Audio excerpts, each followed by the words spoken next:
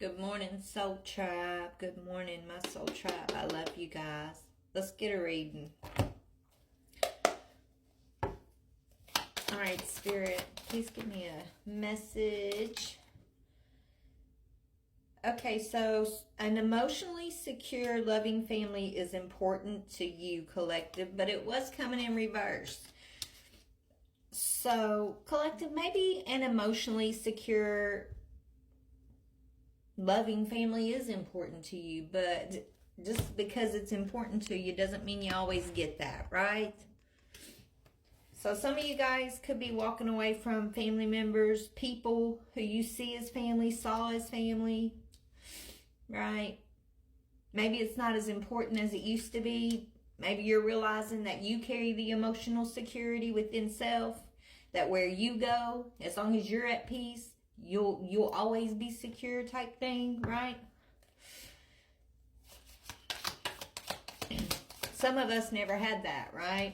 I mean, a lot of us, Collective, were thrown in these karmic ass families, karmic ass upbringings, where we didn't have emotional security. We didn't have the love we were putting out, right? So we had to learn how to be self-sufficient.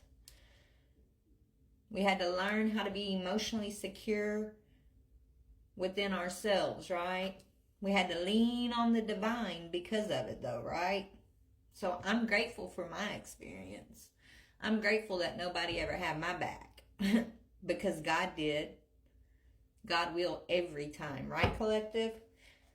So maybe somebody's realizing this about you. Maybe, you know, these folks that were supposed to give you some sort of emotional security in your life, some, you know, your loving family that wasn't so loving, or realizing that they done fucked up, possibly. Right, Collective? Let's just see. Yeah. They're going to have to take care because these people were enemies that were working behind your back.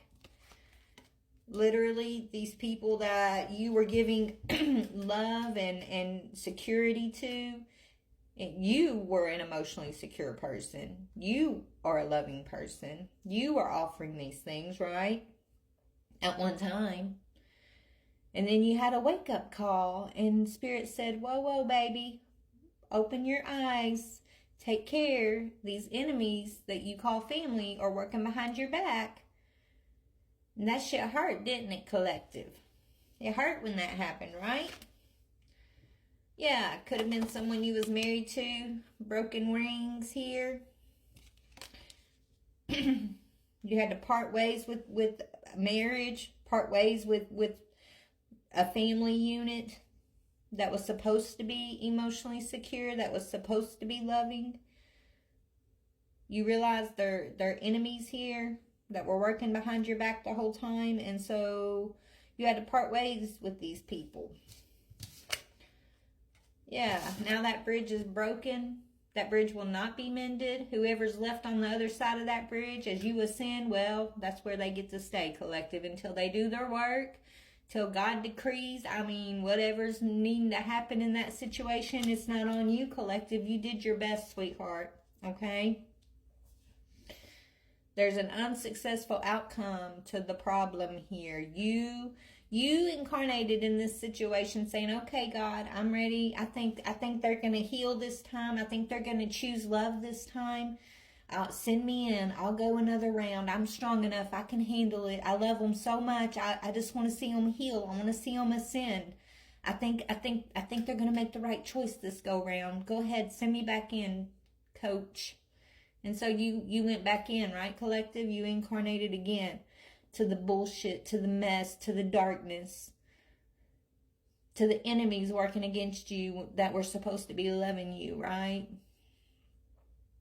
And guess what?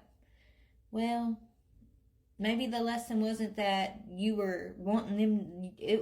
God knew they're never going to choose the right thing, Spirit saying, right? Like, Spirit's telling me these people were never going to choose the right thing. So you going back in wasn't necessarily a lesson about you going back in and you know, they're going to choose right. What it really comes down to is you learning a lesson that you can't pull nobody out of nothing. They got to pull themselves up, right? You should not subject yourself to torment and torture and a lack of love, thinking you got to be somebody's martyr or to save somebody, because that's not how it works. God saves, right? Spirit's on the other side pulling people where they need to be, right? That's not up to us. We're not meant to be their martyr, and we should not martyr our spiritual energy, our love, or risk our ascension, risk our growth by trying to save people. Don't save them. They don't want to be saved. Don't save them. They don't want to be saved. That's what I'm hearing, okay? So I don't know about you, but I know about me. This lifetime, when they tried to sacrifice me, okay, when they sent the dark entities towards me, telling me I needed to sacrifice myself, I had a major wake-up call. And as much as it hurts, as much as you will always love these people, collective, sometimes you just got to take off your own blinders and realize that some people just they just don't want to be saved. They don't love you. Just because you love them does not mean they're going to love you in return. And that's the double-edged sword of loving unconditionally, right? That's the double-edged sword of being a chosen one, of being the one who says, I love regardless.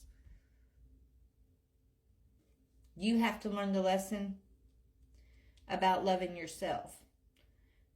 You got to learn the lesson that no matter what you do, you can't change nobody. They got to do it. They got to go through their own stuff, right? And we're not their martyrs.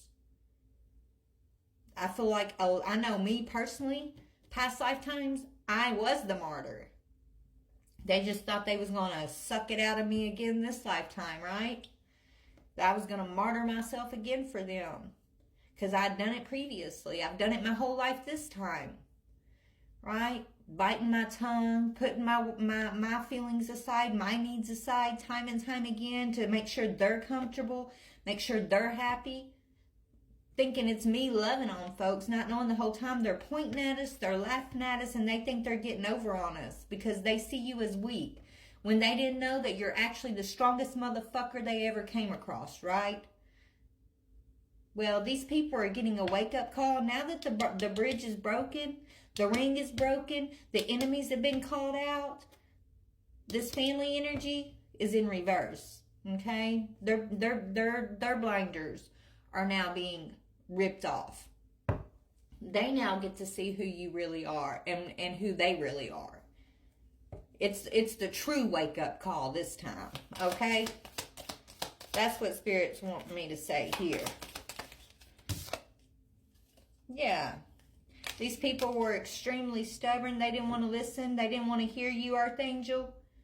They didn't want to listen and heal and grow and find ways to take accountability or make amends. Changing certain things that they know are not good for them. No, they didn't want to hear that. Instead, they wanted to gang up on you, the one who was trying to love on them and give them advice, guide them into a higher consciousness, higher heart energies. They didn't want to, they would rather gang up and become your enemy, point at you and martyr you, right? Spirit's telling them they're stubborn. These folks is stubborn and they're unwilling to change. And that's not on you, collective. You did your best, right?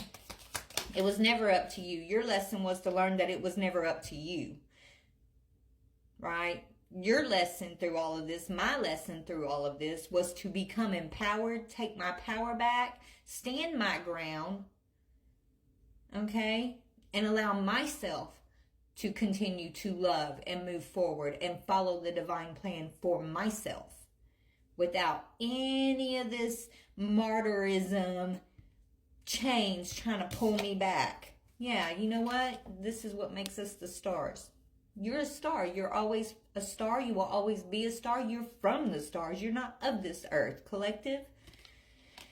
You never were. And so you're guaranteed success over these stubborn people. Somebody's birthday could be in July.